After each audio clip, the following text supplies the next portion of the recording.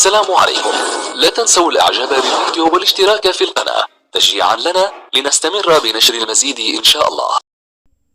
على أرضية ملعب بينيتو فيا مارين، يحل برشلونة ضيفا ثقيلا على حساب ريال بيتيس في مباراة مؤجلة من الأسبوع ال17 من بطولة الدوري الإسباني لكرة القدم، وعينه على تحقيق الانتصار لزيادة الفارق بينه وبين ريال مدريد وصف النسخة الحالية حتى الآن وبطل الموسم الماضي. ويتصدر نادي برشلونة جدول ترتيب الدوري الإسباني برصيد 47 نقطة بفارق 5 نقاط على ريال مدريد صاحب المركز الثاني، في حين يتواجد ريال بيتيس في المركز السادس في جدول الترتيب برصيد 31 نقطة.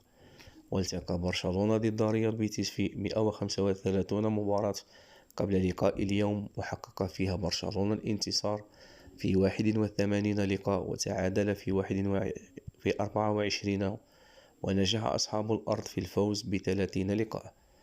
وسيحاول ريال بيتيس الثأر من برشلونة بعد الهزيمة التي تعرض لها في مباراة كأس السوبر الإسباني بخروجه المسابقة قبل أسبوعين بركلات الترجيح بنتيجة 4-2 في نصف نهائي الكأس.